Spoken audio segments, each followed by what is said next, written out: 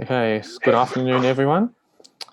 In welcoming you here, I would like to acknowledge the traditional custodians of the land that you live on. We pay our respects to elders past, present, and in the future, as well as extending our welcome to anyone of Indigenous Australian descent who are with us this afternoon. Hello all, and welcome to your Pharm Career. This is a joint event of the RACI Career Development, as well as the New South Wales Early Career Chemist Group and the New South Wales Pharmaceutical Science Group. Our agenda for tonight is pretty straightforward. So for those of you who are new to the Royal Australian Chemical Institute, or RACI, it's a bit of a plug at the start, followed by the purpose of tonight's event, as well as having our four speakers here to give you a brief introduction of what they do, to give you some idea of what questions you might want to ask. And then the bulk of the event will be a Q&A, followed by some concluding remarks. Okay, for those of you who are new to RACI, so we are the governing body for chemists and other people who work in a chemist-related profession. We are about communicating chemistry to the public, as well as supporting its members, now over 4,000 strong. They come from a wide range of industrial sectors, not just pharmaceuticals, but also in environment, in metallurgy, in all sorts of industries that you may not think about. But we've got over 4,000 members and it's growing.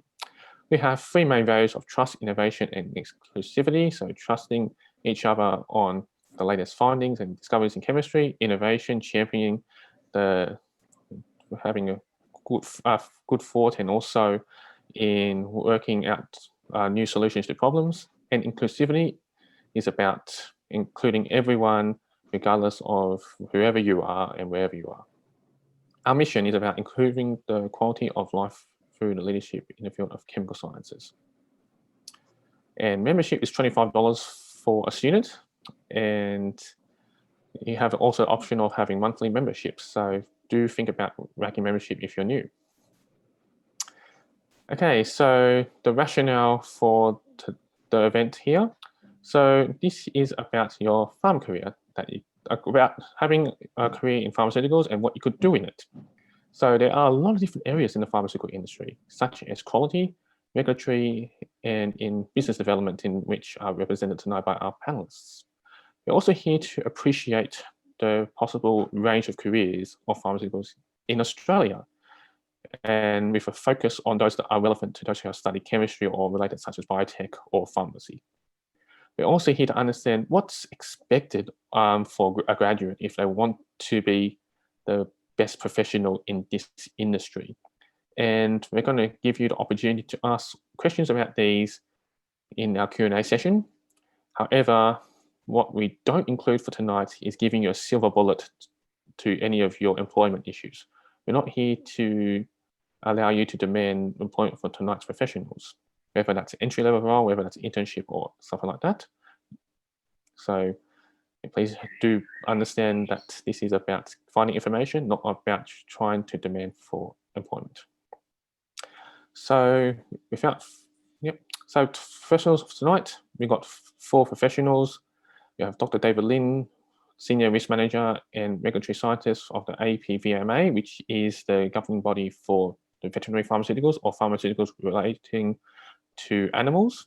We've got Helen Chen of the Operations Global Graduate Associate at Astrazeneca, one of the largest pharmaceutical companies in the world. You've got Nicole Bernoff, Operational Excellence Manager of Patheon. And you've got Alan Doty, Chief Chemist and Managing Director of Chemica, so his own business. And there's also a national representation for tonight. We've got David Lin from Canberra, Helen and Alan are both from Sydney, and got Nicole, who is a Queenslander. And so without further ado, I'd like to introduce you to tonight's professionals. So we'll get David Lin to start.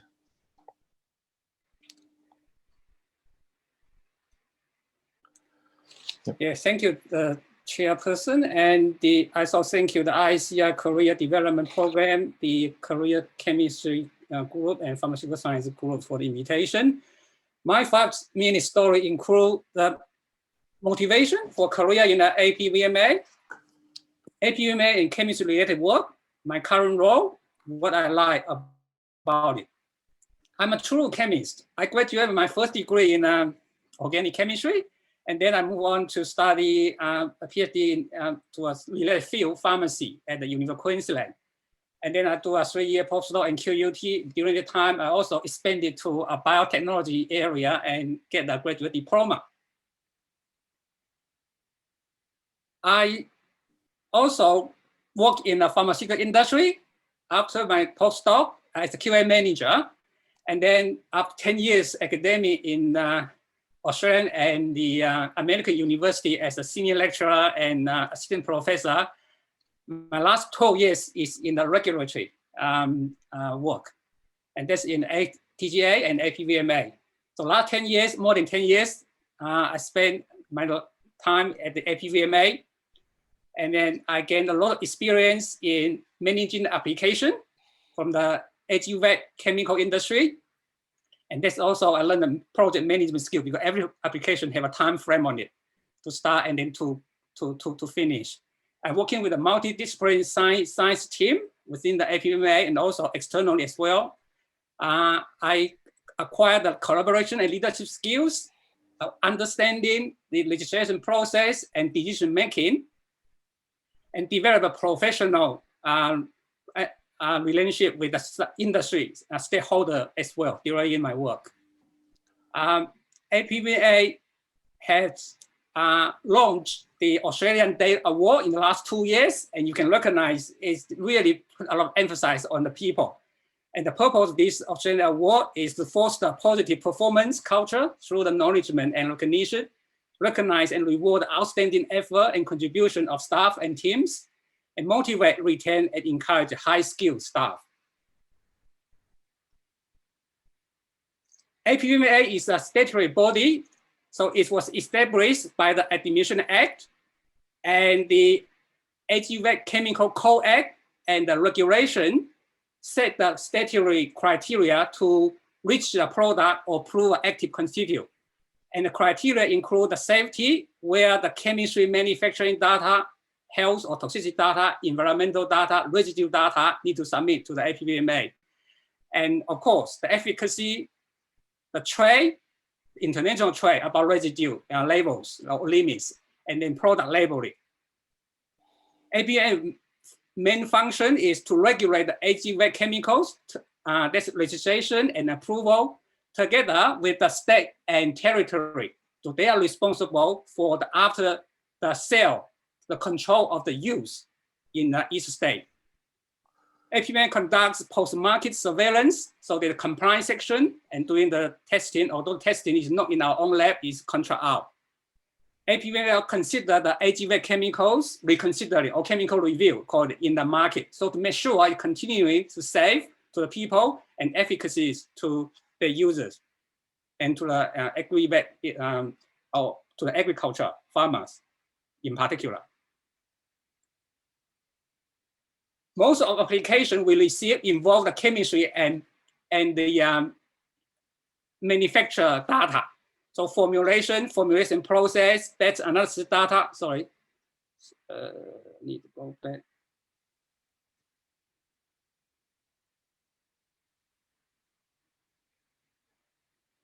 Yeah, those area is very familiar. They all involve in organic chemistry, analytical chemistry, etc. I'm not going to list detail. You can just you are in the field. So those informational data are assessed against the statutory criteria in the legislation, and then we prepare a report as part of the approval decision-making consideration. Chemistry also is required or considered in the residue assessment, health assessment, environmental assessment, in the compliance and chemical review. So everywhere, chemistry is a central science. I'm assistant director in the chemistry and manufacturing section, and I just assess the data and prepare a report. I also review the report from my team. I prepare and review the decision document too for the delegate before they sign off for the application to be finalized. So during the process, I collaborate with the case managers, toxicologists, delegates, and applicants, support the compliance action, chemical reconstellation, and other science team. I also involved in setting the APVMA standard for the active constituents. We publish it, and we also have a chemistry regular guideline for the industry, and we can revise from time to time. Broadly, I support the AGVAC chemical industry and Australian agricultural productivity, contribute to the protect human, animal health, and the environment. So what I like about my role or my current job, APVMA is recognized as a world leader in the AGVAC chemical regulator. It's an employer of choice, in my view. It's client focused in the delivery of the regular service. It heavily invests on the people, valuing individual difference. The decision is made based on the science, based on the risk, and it have a friendly, collaborative, and high-performing culture. More importantly, in my personal level, it capitalized all my multiple science skills from chemistry, pharmacology, or pharmacy, and biotechnology to the government regulation and administration law. So that's all from me. So I hope it inspires what I call as a regular science career, and we can just talk about more during the discussion. Thank you. I think I've been over time. So, David, thank you for giving a brief intro about your great career in regulatory. Yep, just the opportunity. Yep. So yeah, quite a experience in regulatory and also in quality as well, and how much you love working in the government. Very much. yeah, I'm also in government as well. All right. Okay. So yeah, next up we have Helen Chen of Astrazeneca. Thanks, William. So I'm just going to quickly share screen. PowerPoint. Share. Okay. Cool. So you guys can see my slide. Okay, this slide first, sorry. So just to quickly introduce myself, so I'm currently working at Astrazeneca, which is a pharmaceutical company that's involved in the end-to-end process from R&D to release for sale. So AstraZeneca focuses on 4 main therapy areas. So oncology is one, renal, cardiovascular, as well as autoimmunity. So just going to the next slide to quickly talk about my journey so far. Let's go into the actual slide. So I'm actually a fresh graduate out of university. So I spent 5 years studying a Bachelor of Mechanical Engineering and a Master of Biomedical Engineering at UNSW from 2015 to 2019. And then in my last year of university, I also got an internship at ResMed as a mechanical engineer doing product development for masks, sleep apnea related. And then from there, I was looking into where I wanted to go in my career path and what sort of areas in the medical space I could get into as an engineer. So I came across a pharmaceutical company known as Astrazeneca, and now I am an operations global graduate associate. And with this program, I'm able to kind of hop around different departments. So for example, in my first rotation, I've focused in quality for 8 months. And then now in my second rotation, I'm doing a placement in NPI and packaging. So NPI for new product introduction. And then for my third placement, I'm thinking of doing maybe biologics or something to do with the COVID-19 vaccine, which I'll talk more about later. So next slide is my experience as a rotational graduate in Astrazeneca. So Astrazeneca offers 3 8-month rotations, as well as a 1-year consolidation role as part of the graduate program. And with this graduate program, they provide like an overarching experience of all departments, and even you can go up to a global level or like any other sites across the world to kind of learn what the enterprise is about. So for our first 2 rotations, we are in Australia, and then the third rotation, you'd be going on an international placement. And then once they're happy with your work, then you go into a consolidation role. And this brings great exposure to different functions and learning about the pharmaceutical industry before you lock in what you want to do as a full-time job.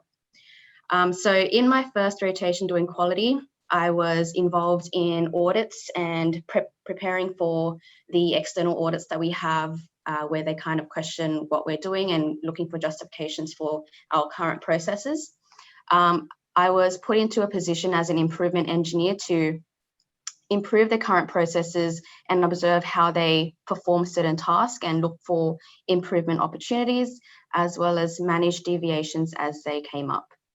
And then now in my second rotation, 8 months later, I'm into my second month of the NPI and packaging department, where I'm preparing for the launch of imported finished goods to launch into the Australian market. And this involves the initiation of manufacture to the release for sale. And with this, I'm kind of interacting with stakeholders to ensure that smooth transition from manufacture to release for sale. So it's a lot of stakeholder management with regulatory, quality, procurement, and commercial to kind of get this out the door. And also ensuring labeling of products are accurate, which is a very important thing to ensure that identification of the pharmaceutical product is accurate. The strength, the doses, everything is all good to go. If anything's wrong there, then that's a big issue, as you can imagine.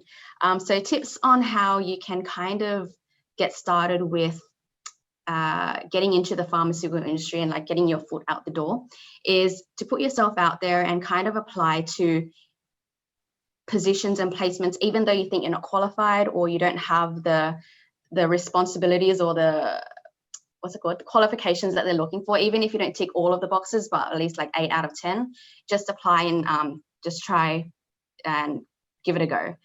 Be curious. So I think with the pharmaceutical industry, there's so much to learn and so much out there that you need to be curious and kind of get experience in different areas so that you can kind of get a broader understanding of everything and be more applicable with the work that you do. Attend career expos, which is one of the reasons why I got into Astrazeneca. So career expos can be underestimated by a lot of people, but this is where you get to meet a lot of industry members and kind of learn about what they do, and they can also learn about what you do as well and who you are and why you're interested in that specific company, for example. Constantly get feedback on your resume, because this is the first step into getting your foot into the door in any sort of industry. And also create an active LinkedIn account so that you're relevant in that area and that space as well. That's it for me. I think my 5 minutes is up. Back to you, William. I'll stop sharing. Thank you, Helen. That's a great list of tips that you've put up.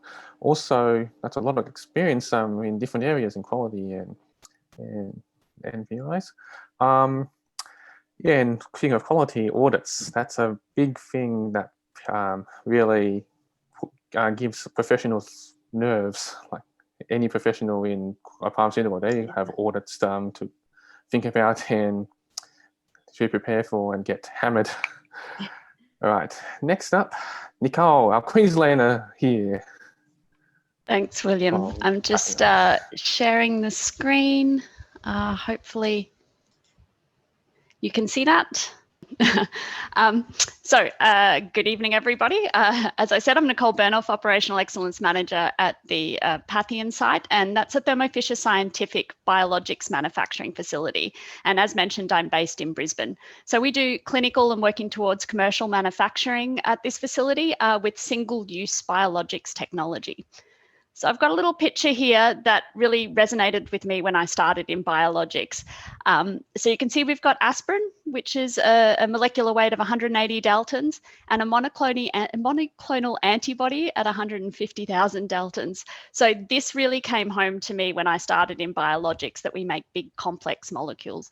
And a friend of mine in the Netherlands, a colleague, actually, when we're at the dinner table with people and she explains what we do, I like this little summary. She says, We make the medicines that you generally have to inject, and things that target cancer cells. It's not generally the painkillers that you have in your bathroom at home. So, in a more serious note, though, this is the manufacturing, a high-level view of our manufacturing process. And we have a big team of process development, and that consists of chemists and lots of other technical fields. And they actually help design an upstream process where we grow these big monoclonal antibodies, and then a downstream process where we capture them and go through purification. And Helen, thank you for talking about your experience and rotation with your graduate experience at Astrazeneca. Some of these roles that we have are similar in Thermo Fisher, where we have a technical base of chemistry, and you can be in quality control, where you're designing the tests and doing the sampling and the testing, through to quality assurance, which review those, and even logistics and materials handling, we deal with hazardous chemicals. So lots of different elements that can be roles that are suitable for a technical-based and chemistry-based training. So where do I fit in all this? And not everyone's always heard of an operational excellence role. Some industries call it business improvement, but I'm essentially responsible for the continuous improvement systems for the site. And that involves leadership coaching and influencing teams.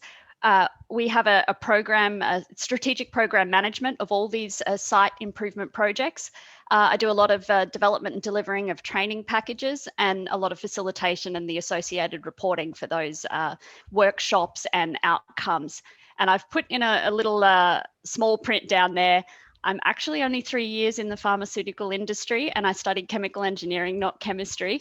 But I'm hoping from the next slide, you'll get a bit of a sense of how that's worked for me.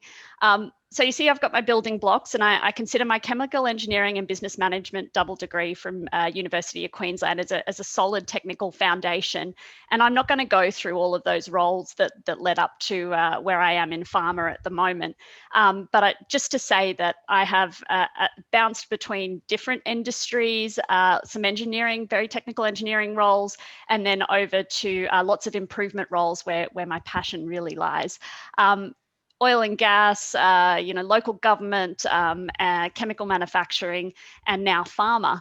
And while you have that solid technical foundation to help really communicate with technical teams, and I deal with a lot of different, or have dealt with a lot of different processes and technical situations over the last 15, 20 years, it's really a lot of those soft skills that you pick up, and those other skills that you pick up throughout the jobs and your career. So team leadership and influencing, negotiation and risk management, change managing, project management.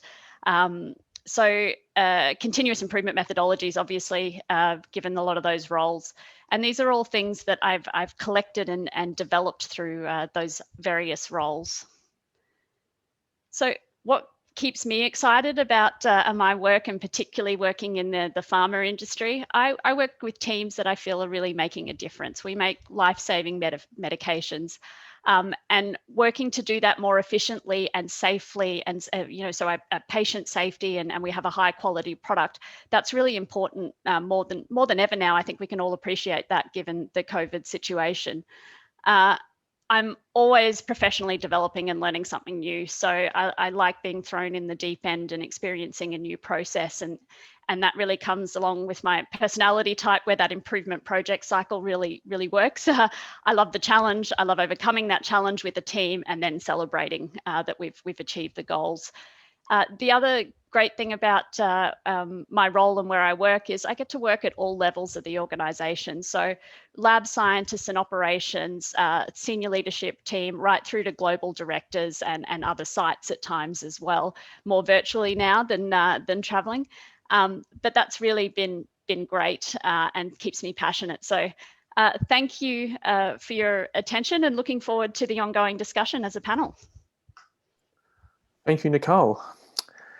If you just saw her list of roles, notice how non-linear her career path is.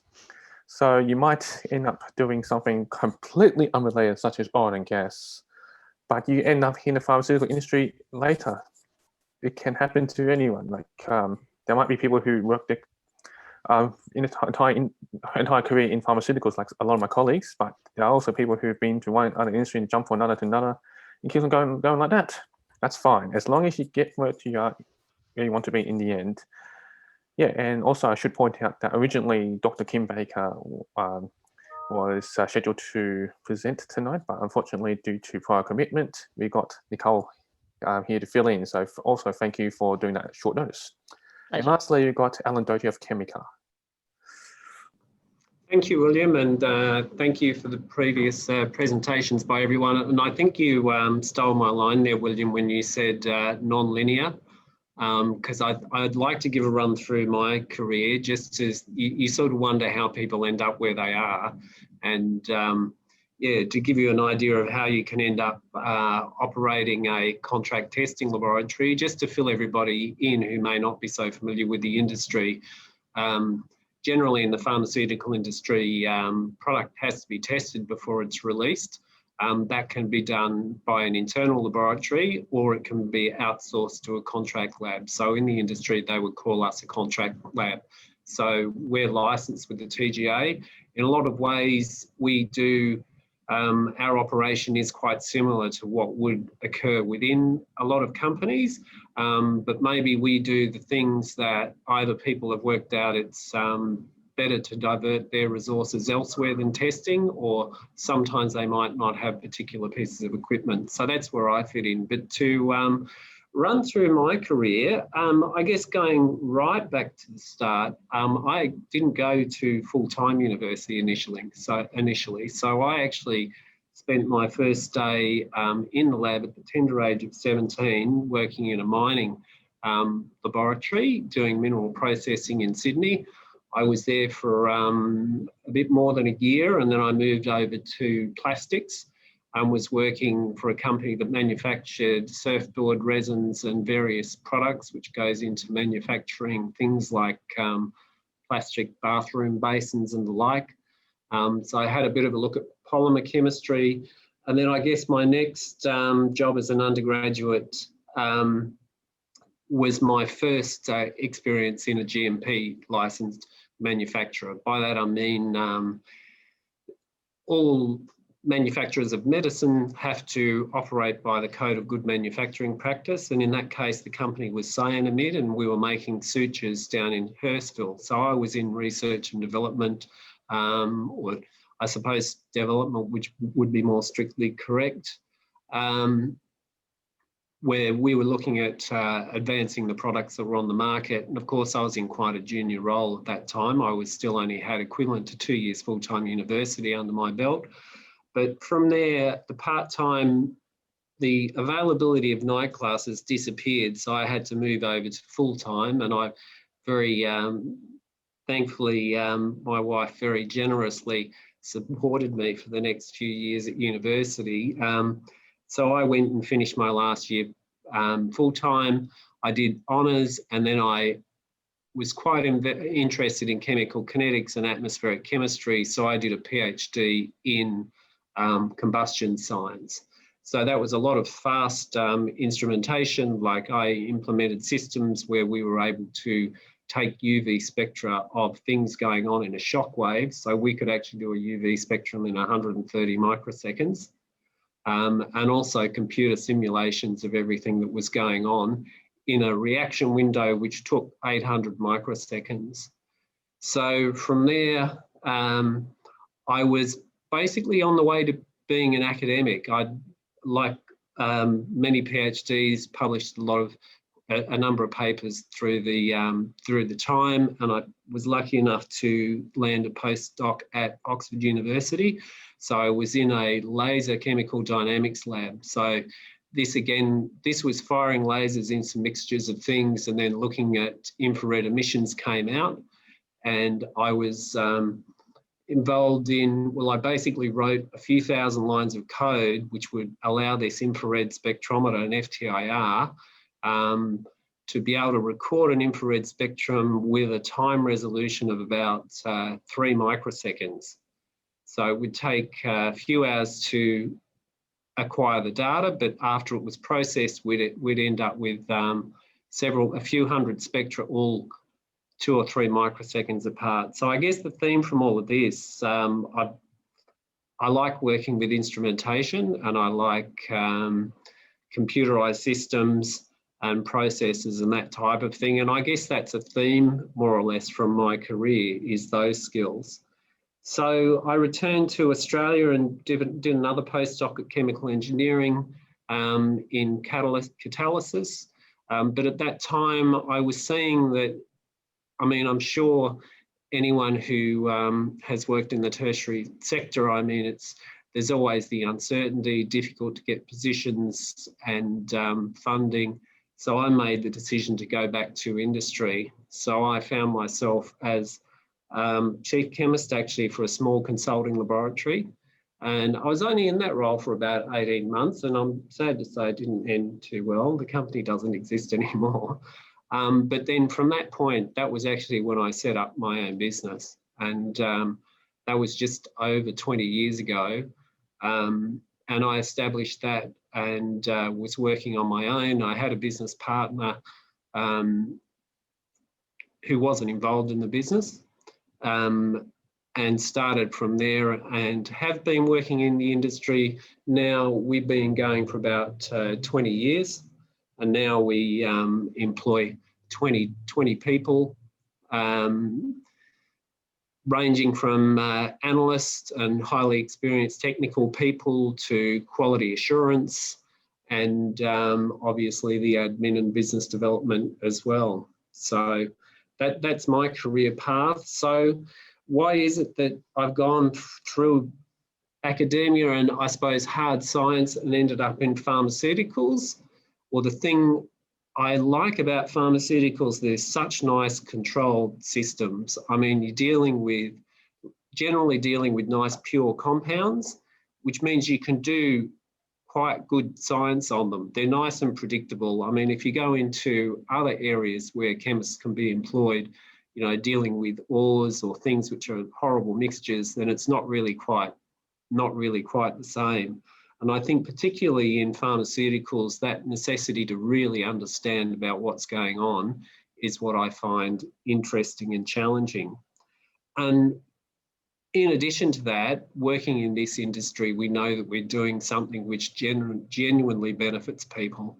And as a small business operator, often we're involved with getting startups underway, because some companies won't want to fund their own lab. They want to use an external. So basically by our services, we're providing with them essential technology, and then you see companies get on their feet and get underway. So the fact that we're a step in the manufacture of medicine sort of puts us right. I mean, the human benefit always is very prominent. So I guess that summarises. The only thing I want to add is, I guess I'm here as a person who's coming from a laboratory, and as I said,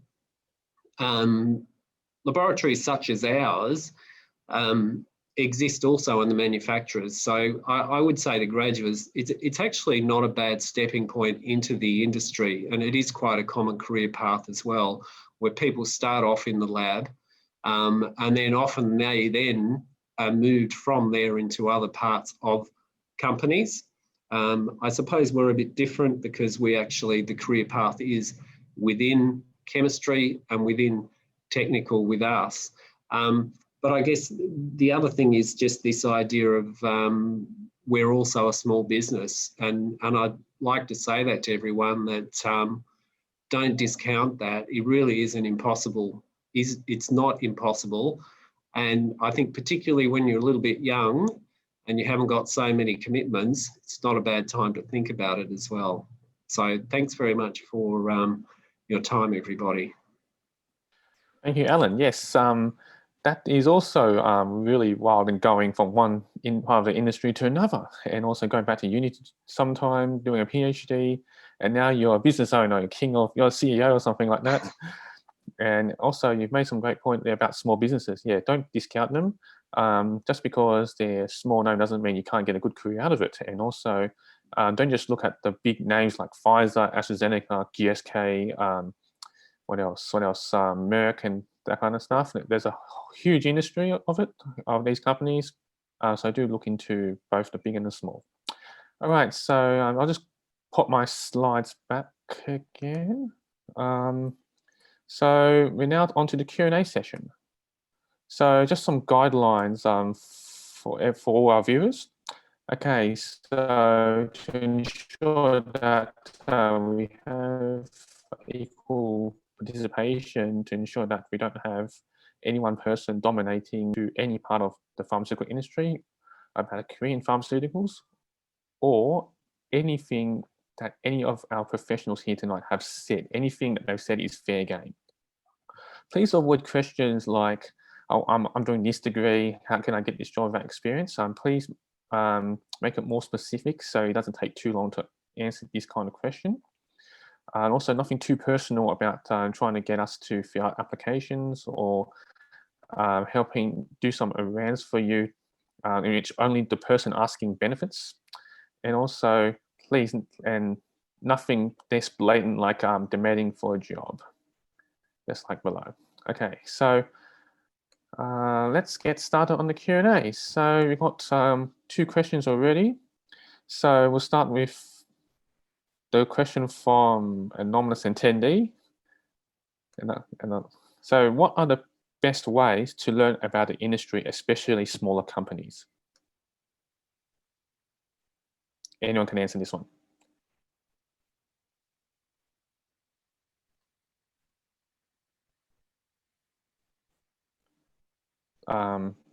Alan, your voice, your Yeah. I think being involved in the RACI is quite a good thing to do, and I would say attending some of the industry events as well would really give you quite a good perspective. I mean, talking from the point of view of the RACI Pharmaceutical Science Group, 3 times a year we run information sessions, and of course the information session is a part of that. But then you will meet people from all over the industry, and you'll meet small people, large people, and as well, I guess it's about understanding how the jigsaw fits together. Obviously, you've got big multinationals, we know they're there, but then what about the companies that service those? Because one interesting thing about Australian industry is that quite often you have a situation where you have a manufacturer, and then you have a packer, and then you have a tester, and then like quite often the manufacturing process is in a number of steps. So if you understand some of the different providers in that, you'll get a good understanding of who the smaller players are. Pretty good. Trying to understand where those are. Okay, our next question, and that's also to all panelists, but particularly Helen and Nicole. Can it be unfavorable to take a first job in an industry that is not completely aligned with your desired career path? Or is it more important to get any first position to get things started? Sorry, I've just had to drop off and rejoin. Can you hear me right now? Yes. Okay, yes. I went frozen there for a while. Do you mind repeating the question, William? I'm sorry, I only got half of it. Okay. In your opinion, can it be unfavorable to take a first job in an industry that's not completely aligned with your desired career path? Or is it more important to get any first position to get things started? I think it really depends on your situation at the time. If you have different opportunities and they suit you, then yes, by all means, you want the one that directly aligns to your career path. But if it's not available to you at that time, I would say, that there are opportunities that arrive that perhaps are not what you expected, that give you an opportunity to learn. So my example there was I never intended to work in local government, but my husband had a really great job opportunity. He wasn't my husband at the time. He was my partner at the time in Melbourne. The GFC, global financial crisis, has just happened. There wasn't a lot of engineering jobs going, but I wanted to not be flying in and out from Melbourne to the Northern Territory every second week. So I took a job in local government, and it was completely not what I expected. I was lucky enough to run a great team of business analysts, And what I thought would be an easy walk in the park is actually a really complicated service industry because they offer so many different services. So I would say, by all means, I have a lot of respect for people that have a plan and go for it and work to that plan. But sometimes if there's an opportunity that perhaps is open to you that may offer something else because that plan is just not functioning, I wouldn't beat yourself up over it, because there are surprising things out there in life. So I would say, yeah, go for it. Don't live and die by a plan. Go have a plan. If it needs to change, be prepared to change it and make the most of it, because life offers a lot of opportunities. That's great experience and also some motivation there. Would Alan or Helen like to contribute to continue that? Yeah, so just to add a comment on that, look, this is a great question. Even I'm struggling to answer this question on my own as well, because I did a Bachelor of Mechanical Engineering, which is completely different from pharmaceuticals. And this whole pharmaceuticals space I'm in is very foreign to me. And I'm not sure, even with me, if I'm, with this job being my full-time job, if I'm set well to kind of build a career path off of this. So I think to answer your question is, if you're struggling to find a job in industry right now, hop on any opportunity you're able to kind of get that experience and get the ball rolling. And once you're on that or at that first job, build that experience up and then look for where you want to go to next. But also with that, don't just hop onto any job that you find or that accepts you, but kind of stick to your values. So are you looking for somewhere where you want to make a difference to the health of others, or do you want to kind of go into the route of, I don't know, investment banking? Like, that's completely different. So kind of follow your values and use that as like a compass or a guide to kind of build your path, if that makes sense. Yeah. So Helen, in your view, that's the spectrum from moral to amoral. Yep. And Alan, any thoughts about this? I think that if you can get a toehold in an industry that you like, then regardless of what the toehold is, I would certainly take that. And but also, I think the most important thing is that you just get into work, because if just looking at job applications, if someone's not working in the industry, then we would. It wouldn't, if we were looking for a fresh graduate, it wouldn't really matter if they'd worked elsewhere since their university degree. Like, I wouldn't just think that just because you've gone into banking or something temporarily, it's going to typecast you elsewhere. The most important thing is that you do just keep working, as provided that you can, because having a big blank, you know, is a good thing to avoid. And I mean, take whatever you can get into, really. Yep. So that's the only thing that I would say. People are pretty flexible about taking people in who are fresh graduates these days. I mean, the idea of a very much a linear thing of I finish university and I go into an internship or a graduate position immediately. A lot of people do quite a few different things along the way, and then, you know, they might be 29 and they've just got they've graduated very recently and they're applying for a position. It really is. I mean, life experience is always good, and also a bit of maturity, so it can always reflect well. Pretty good. If I could add, it doesn't matter what job you take, particularly at the beginning of your career, you don't just turn up to work, do your job and go home at the end of the day. You look at the people around you, you learn what are they doing, why are they doing it, how are they doing it. Learn everything that you can, because everything that you learn is going to be useful to you one day. Yeah, and attend the networking too. Just because you've got a job that's not in the industry, turn up to the industry events. You'll end up sitting at a table with some people, and they might decide that you sound like a really committed person, and that might work well in their organisation, and that's you're in, really. Yeah, there you go, and that's what RACI is here for. Okay, so another question, and this time is for David. What do you think is the biggest challenge, apart from very strict drug regulations, when working in the pharmaceutical industry compared to other chemical industries? And This is pretty relevant for someone with auditing experience. So yeah, David can answer that one. Yeah, I'll just put up the If I understand question. correctly, they want to learn the difference working in the pharmaceutical industry and in the, sorry, I didn't catch the question exactly. Okay, I'll just get down to the question. Can I see it? What do you think is the biggest challenge, apart from very strict drug regulations, when working in the pharmaceutical industry compared to other chemical industries? Oh, okay. I haven't worked in a pharmaceutical chemical industry. I think Alan have, that can add some, but yeah, definitely pharmaceutical is more strict. So when I work there, and again, there's a lot of regulation we need to follow. But the good thing is you also learn things and find the ways to take on those challenges and meet the requirements. So during the work, you enjoy it and gain the experience and working with the teams to solve all the problems. Yeah. So yeah. Okay, for Helen, and Nicole, what are the challenges you face, or the biggest ones in this industry?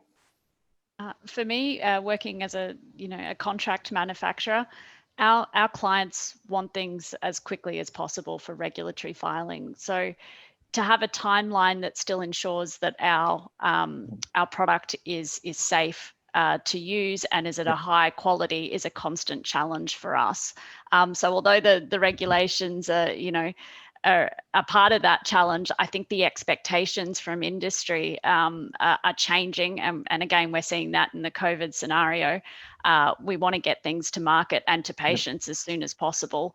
And getting those timelines and working efficiently with the client with that is one of our challenges. And furthermore, being a contract manufacturer, we work with very, very big clients and very, very small clients. And the level of understanding on the process and the technologies of taking it from a lab to a full-scale manufacturing process of 2,000 litres is another, I suppose, challenge for us that we work through on a day-to-day basis. Yep. Contract manufacturing, a lot of deadlines are often unreasonable, but you got to do it because they need to make money after all somehow. Yeah. Anything to add, Helen and Alan? Yes, so as a graduate in pharmaceutical industry or in any industry in general, you can imagine that graduates come in and they basically want graduates to look for improvement opportunities. So coming in as a graduate, you're looking for all these improvement opportunities to have things work better and like simplify ways of working. But because the pharmaceutical industry is so regulated, whatever improvements you make has to be validated or all of that. So there's not many room for big changes. Like you need to get that justified and all of that. So I think that's a big challenge, trying to improve things and change things around. But because they're so regulated, it's kind of fixed.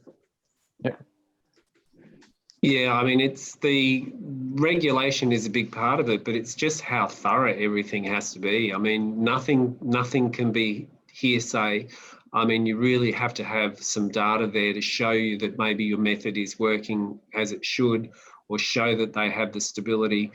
And it really gets, it's like the devil's advocate, is it possible that could be wrong? Because really you've got the potential for things to go wrong are just absolutely massive. I mean, you're talking about hundreds of thousands of people being affected. So, yes. And then you have this challenge then, and every country has their own regulations, and you have to be able to produce material like documents, reports, which can be accepted all over the world. And sometimes they're different jurisdictions as well.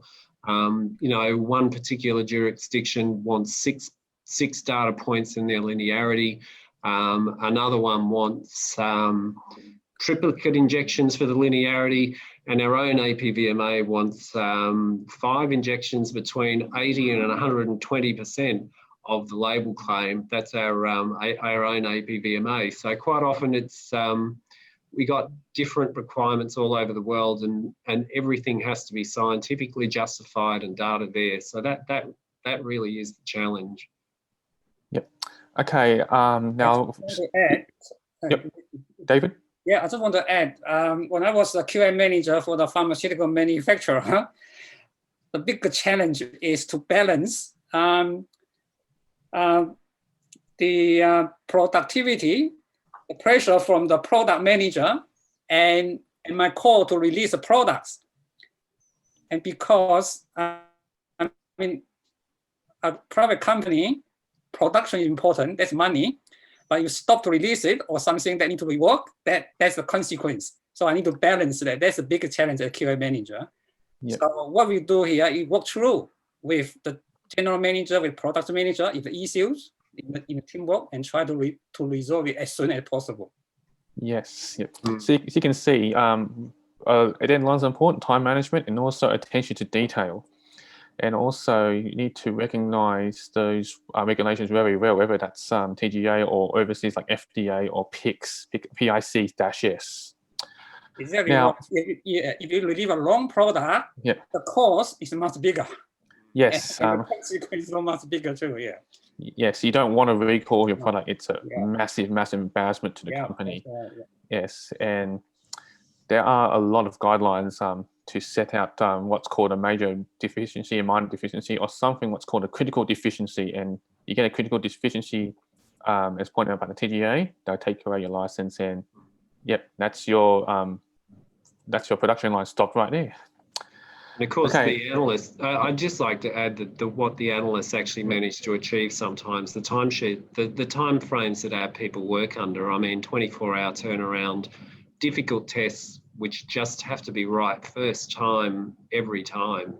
No, there's a lot of pressure, and it's amazing what, as I think in terms of performance, they're just right up there, just delivering something really difficult and complicated in such a short time. Yes, definitely. Things like impurities, using LC, and also residual evaporation, all these little things that might actually not be hard, but it takes a lot of time to do, and it's repetitive, and then trying to get that done due to deadlines and that. Staying on you, Helen. Alan. From a PhD background, what are the major differences between doing R&D in an academic setting versus big pharma? Well, I wouldn't say I'm really doing R&D where I am. I mean, that would be development. I mean, occasionally we are developing new methods which are a little bit unique. But, you know, it's different, but I also think that it doesn't feel that different. Like sometimes your day-to-day problems seem to almost be similar. I mean, it's working with instrumentation. I mean, things not quite doing what you want them to do, and you can't really work out why. So in some ways, the problem solving seems similar, but the big difference, and I was quite conscious of it when I was doing the PhD, I'd actually worked in industry for a few years. You know, I just felt, well, this is the only time in my life where I can just do research on something that I just want to do. Like, I don't have to be really answering to everyone. It's just this moment I have to really do, to follow what I want to do. I mean, now I suppose I'm lucky running my own business. In some ways, in fact, I say to people, the best thing about being here is that we can do whatever we want to do. I mean, all we have to do is determine we've got the capability. We can develop that capability, and then we offer that as a service. But still, I mean, we've got all those timeline constraints. We've got financial constraints, because obviously at some point we have to make a profit out of it to be able to keep doing what we're doing. So I guess that's what I'd say being the main difference there. Yep. And also staying with you, Alan, what are the career options there for organic and medicinal chemistry PhD graduates in pharmaceutical industry here in Australia? I think that it's there's certainly a shortage of highly qualified people, and there are some excellent career paths available. I guess one of the difficult things with it comes down to getting that start I guess. I mean, you would have opportunities to move into practical situations with manufacturers, but I mean, within things like regulatory affairs, if you could try and find yourself a regulatory affairs position, possibly. I mean, I guess that's the direction I would think. I mean, there are certainly opportunities out there. I mean, does anyone else have anything to add on that one? Yes, Alan, I agree. Consider a regular science career, like me. You have the science background, the technical skills, and you just continue to develop in the regulation and following the acts, the regulations. If in a chemical, pharmaceutical, or agricultural, veterinary chemical area. And the government is quite a big employer. And once you get into the what we call APS, Australian Public Service, and there's a room so you can move. You know, there's a TGA, APVMA, there's industrial chemical, food standards. So they all need technical professionals in the science area. Yeah. And I think just if I can add something there, I feel that it's something that people don't quite understand, even in private industry, the amount of work that is out there, because every country and every manufacturer has to get products registered. And this is the person who organises the tox data to be done, interprets it, collates all the chemistry, stability and method data and puts it in a package to be submitted to governments. And it's almost impossible to find people. I mean, I've spoken to people who work for major multinationals who advertise for people and simply get no applicants, and then they re-advertise with a significantly higher salary, and then they still get no applicants, and then they choose to locate the position in Hong Kong. So it's certainly, there are some really good opportunities there.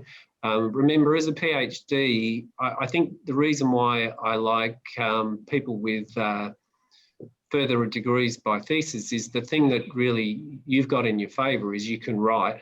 I mean, you've written a number of journal articles during that time, and obviously you've put a massive thesis together, and that often is the key. You really notice the difference in the writing of people who've done those studies with those who haven't. Because that's, once again, being able to write reports is a huge, if you can write well, you will have no problem finding work. I mean, all you have to do is manage to identify yourself to people, and you've got very good opportunities. Yes, I think there's generally shortage of the regular scientists. I mean, in Australia, also in the whole world. There's a competition to get particularly those experienced regular science. You have your science degree, and it usually take 5 to 10 years to become an experienced regular scientist, because there's apply the science technical skills to the regulation. That's and the regulation is quite complex. And there's also the application or innovation from the industry when they make an application. And yeah, you need to consider those challenges and address and build up that experience over the time. So it's not easy. And also there's a big consequence when you're doing the regulatory work, because the impact is huge, to the public. Yeah. That's quite a discussion on. Sorry, one way is do it, you have a science degree, and if you want to get into the regular science career, do some training, some short course. For example, the government investigation certificate or diploma, that really will give you a good background in both the science and then the regulation area. And when you apply for the job, you can just much more advantage than those from the single area. So and all start from the even a bit lower job, you get into it. That's another way. And once you get into it within the public service, and then you can move around as well, and you get more opportunity from one APS agency to another one. That's quite a discussion there about careers with PhDs. Wow, that's a lot of discussion. And also, speaking of R&D, there is a RACI R&D event after this. This event is focused more on the commercial side of things. There is an R&D on drug discovery event after this webinar. And also, staying with you, David, you mentioned short courses. What about a GMP course, a course specifically on GMP? Yes, I'm not sure who's organized offer that. I think definitely some of the pharma maybe provide some of the training too. Big pharmas. I think the University of New England, they provide a diploma or graduate diploma in molecular science. So check it out if people want to do that. The government, the CI, the what we call TAFE, they also provide some special course in a professional area. So I know, yeah, the government investigation, you want to be a compliant officer, and that certificate or the graduate diploma in the government investigation really is big one. In fact, some job require that you have that qualification, or during the employment you need to gain that qualification. Yep. Yeah. Would anyone like to add short courses? Well, there's particularly one GMP course from the University of Technology, Sydney. Oh, they have one. Okay. Yeah, that is of a master's qualification as well as graduate diploma, graduate certificate. Yeah, anyone else want to add? I think it might give you a leg up. I mean, I had a baptism of fire with GMP coming from change management outside of pharma into change management in pharma. But there are short courses. There's a lot on the internet. But the other thing is ask the right questions, use your mentors, use your contacts. I knew it was a weak spot for me going into pharma. I luckily had some colleagues that sort of took me under their wing and coached me through that. And I also opened that relationship up to say, look, this is not my strength. I can do the change management, but I need support on what are the paperwork processes to get through and help me learn that quickly. So there are avenues, by all means, short courses, but use your mentors, use your contacts, ask questions, learn. Yep. Not just about courses, but also using whatever help you can, whether it's your friends or the people you meet at RACI, or the professionals that you meet in careers expos, that kind of stuff. Don't just rely on the courses. Now, a question from sorry, David. I just want to add, APVMA also have a graduate program. Yep. Although we don't run it, we don't run it through the recruit through the Department of Agriculture, Water and the Environment. So they recruit it, and then we do hire almost every year. Yeah, good point. Graduates. And so this will be suitable for those that recently graduate to apply for it. And you've got a very good training, very, very good training in all areas, So there's, again, a big ticket. You want to move any jobs in a way. It's one year only. Yeah, training 1 year. And after that, most of some of them just continue to work with APVMA, and then others to find other job. Yeah. Good point. There are those APS graduate programs. It could be of interest to you. Look out for when those applications open early next year. Now, for a question from Dave up here, Dave Samet. Now, this is for all the panelists. We'll start with Helen. How does your career differ from what you had in mind when you started? And is this different, better, or worse? Good question. Something I asked myself as well. So yeah, I came out of university, mechanical engineering, biomedical. Good question, hey? Yeah, which is kind of completely unrelated to the pharmaceutical world. But with what values I had in mind is I wanted to make a difference to the health of others. I really wanted to stay in the medical space and find avenues and opportunities that would allow me to kind of use my skills to kind of improve how we're supporting people in hospitals or supporting people who are not healthy. So I went into ResMed doing product development for medical devices, but I found that I wanted to kind of venture out and see what else is out there in the medical space that's kind of engineering related. So I got into Astrazeneca in operations, so primarily dealing with manufacturing of pharmaceutical products. So with that, I think I don't regret my decision, and I think it happened for the better. And after this, I'm not sure where I'm going to go. So yeah. Did William? David, you're unmuted, so why don't you go next? Yep, fair enough. Just to start your career, so you still got a long. You're talking Can to go me? next. Sorry, David. Yes, this David, yes. Sorry, we have a David and a Dave. So how does your career differ from what you had in mind when you started, and how is the difference better or worse?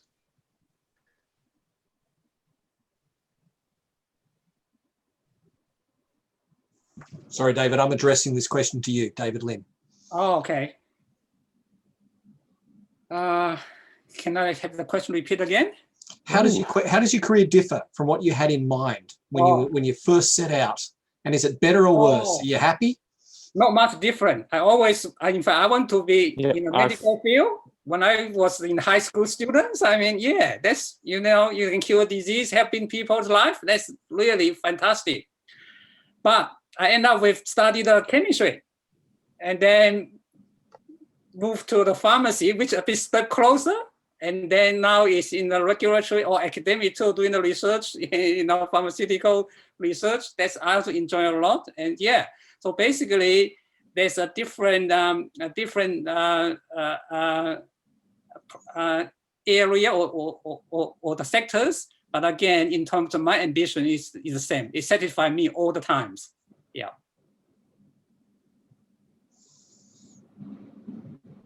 What about Nicole?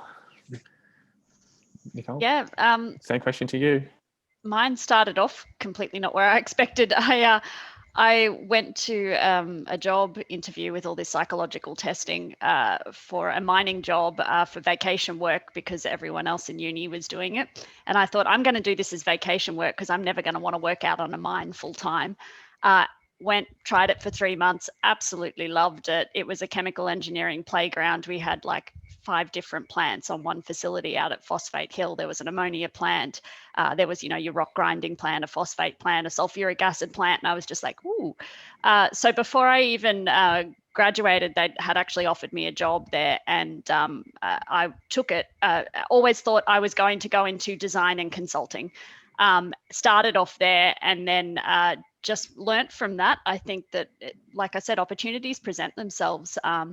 And even there, I was kind of on a track for a development. I, similar to Helen, had an opportunity to do lots of different things, which was great. And I think through that, I found my passion for continuous improvement. And then I was talking to somebody, and I was kind of geared up for a path, a sort of a leadership pipeline through that company at the time. Who'd done all these other jobs, and I kind of got a bit jealous. So I then decided that I wanted to try different things and work in different companies and experience different industries, and it just keeps me learning constantly. So I suppose I've kind of ended up where I'm meant to be. And I think future state, I kind of have this vision of perhaps doing consulting, but I love change management from within the company so much, because you get to work and deliver sustainable changes, that if that doesn't happen, I won't be disappointed. But if I keep gathering all these best practices from lots of different industries and all these skills, then maybe I will be a consultant one day. So I kind of have options that I will keep open. And as long as I'm enjoying the journey, and that generally means learning and working with good people, and the beauty of this industry is making that change. You get to that instant sort of link to how you change society, and the health industry. Then yeah, I'm happy. Well, Nicole, I am a consultant, so if ever you want to talk about opportunities in this field, you're always welcome to reach out to me. So. Excellent. I will take you up on that offer, Dave. Yeah, right, Helen, running your own company, how does that, was that the plan?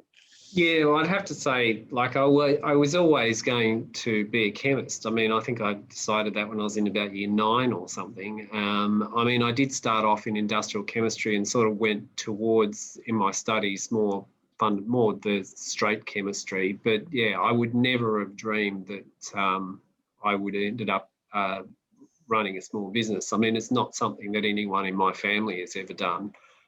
We have no history of that. And I think it's how it happens. It's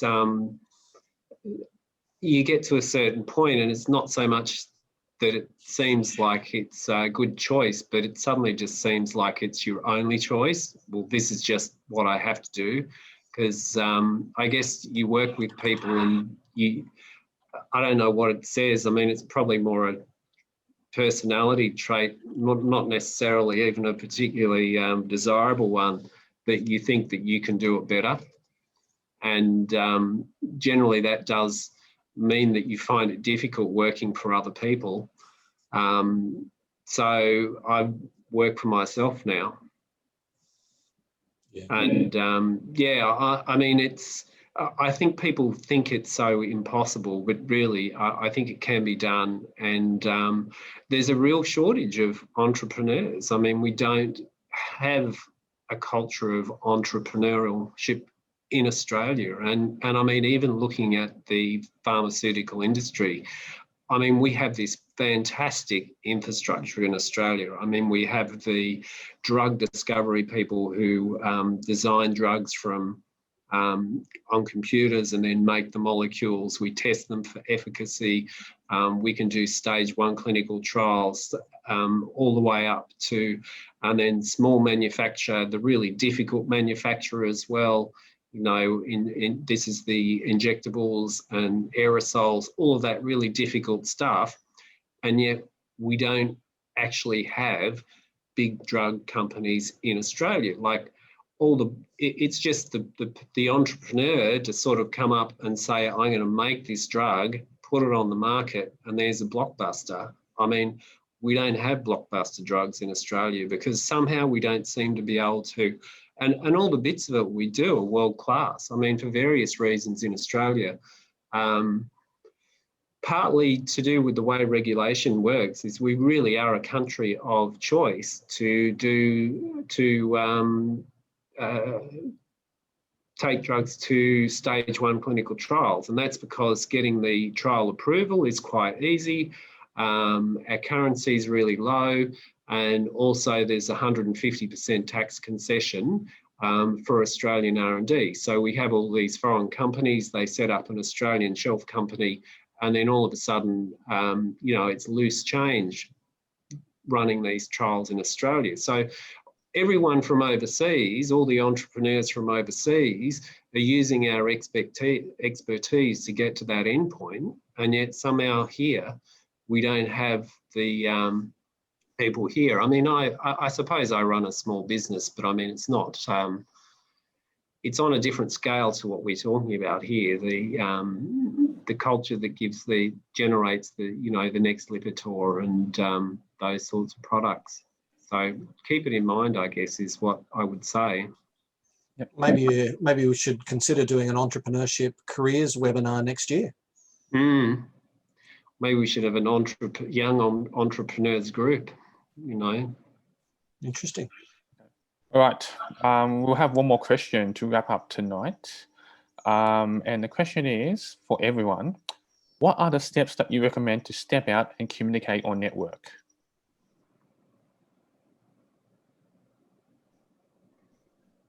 Well, I'm going to leap in. I know I'm not supposed to be talking, but I'm going to leap in with a plug. We've got a monthly networking event here online called Camaraderie, first Thursday of every month. There's a start. And I'm going to that. I went to that one last month. I'm really thinking of going to next month. Anyone else? I think it's a little bit. I think the key is often it's a lot easier to meet people in person first up. And I think attending, as I've said before, attending industry events, because people really are quite happy to talk to people who attend these, because I mean, especially if you've been going to, although we're a pretty big bunch, the New South Wales group of the RACI, I mean, it certainly for myself, I'll know everybody there. So you're quite happy to meet other people. And so once you've done that, I mean, we're always happy to, you can always do the LinkedIn thing, and it doesn't hurt to just keep an eye on a place and put some resumes under people's noses. And I think that's where it all really starts. And to add to that, I think if you're feeling anxious going to industry events and communicating with like industry professionals, I think firstly think about why you're there in the first place and kind of attend these events with a reason, like with a purpose. So be authentic, kind of communicate why you're interested in their company and kind of be yourself. And like with meeting people in industries, like the first few industry events that you'll go to, you won't really get anything out of it. But with more events that you go to, you kind of get practice out of that. So like in the future, after 10 events or so, you kind of build relationships with people and you kind of get better at communicating and having that small talk, which kind of feels awkward in the beginning. So yeah, you kind of build a habit off of that, and then things start rolling afterwards and you kind of see the fruits that come out of that. Yeah. Yeah, because remember that if you go to these industry events, we are all scientists and we're generally fairly socially awkward ourselves. So don't think that anyone thinks ill of you just because you might be a bit nervous talking to people. So yeah, and LinkedIn is a very powerful tool as well, which people don't really use too often. So I think that might get you an advantage if you know how to use it well and kind of figure out the programming language behind that and how it works.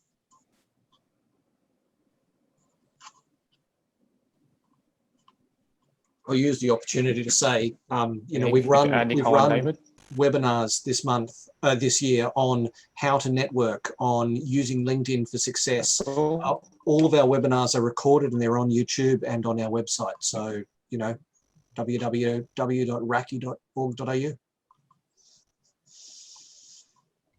David, you're muted.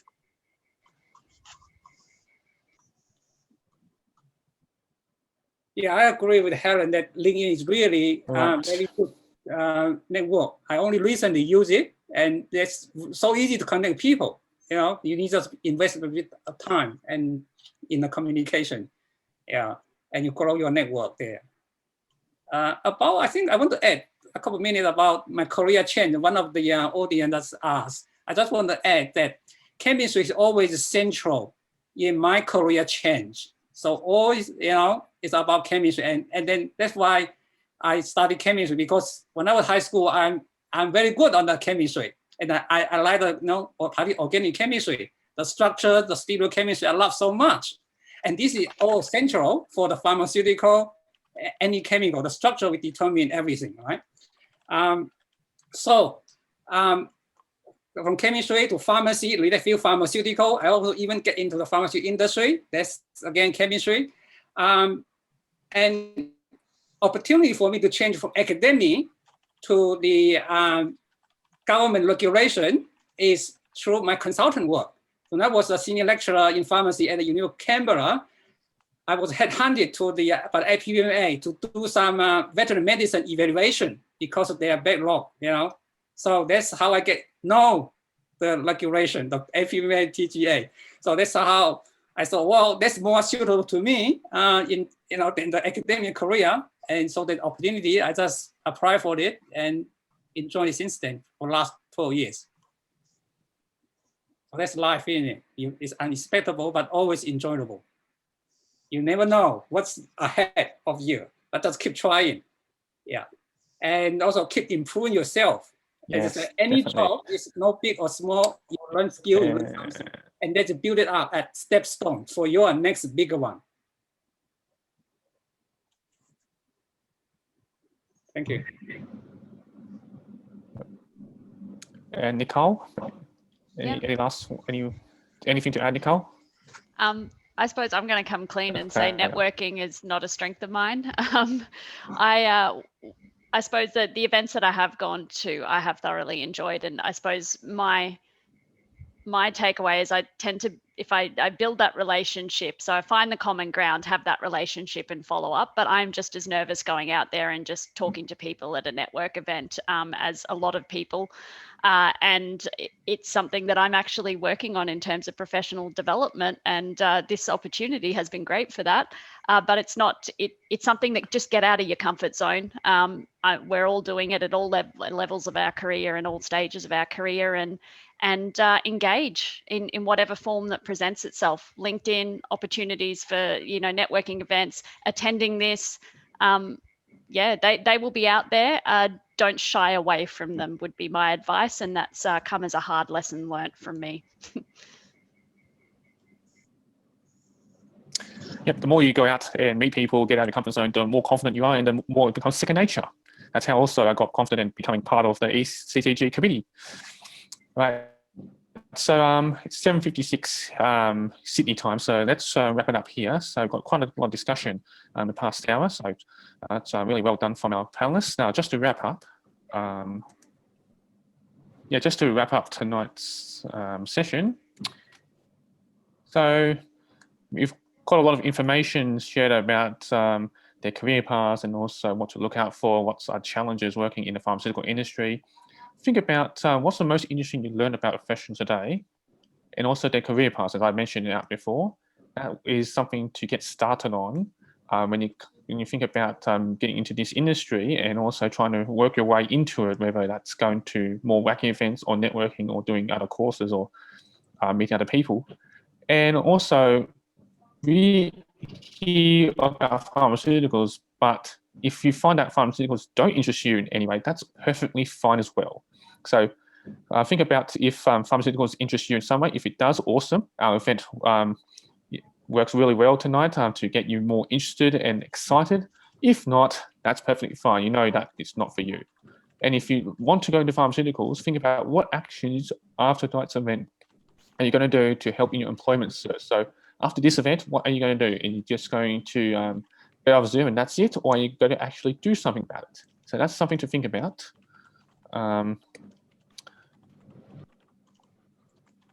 And then, yeah, so just a plug, as Dave Samet has tried to mention throughout the Q&A session, we've got Camaraderie happening. That's on the 3rd of December. So it is the national networking event. It's going to be on Zoom, free for everyone, whether or not you're a RACI member. There are only 50 spots available, so get in quick because they can run out sometimes. And the times are 6:30 if you're in New South Wales, Victoria, Tasmania, or ACT, 6 o'clock for those in South Australia, 5:30 if you're in Queensland, 3:30 in Western Australia. So mark that day, put it in your calendar, put it on your diary. It's free for everyone. You meet a whole range of people, from graduates, people who are still at uni like you, to people who have just retired and just want to give back to the chemistry profession. So get on there. And also look out for Careers Thursdays throughout 2021. It's a new initiative that Dave has tried to put in. So every Thursday, from the Thursday after Australia Day, there is going to be a careers event of some sort online. So look out for that. And also look out for other events that RACI organises, such as the Pharmaceutical Science Group. So this is another event from the Pharmaceutical Science Group led by Scott Colborne. Give us a wave, Scott. Scott, you there? Yeah, I'm here. Yeah. Give us a wave. I'll turn my video on, shall I? Show ugly man that I am. How you doing?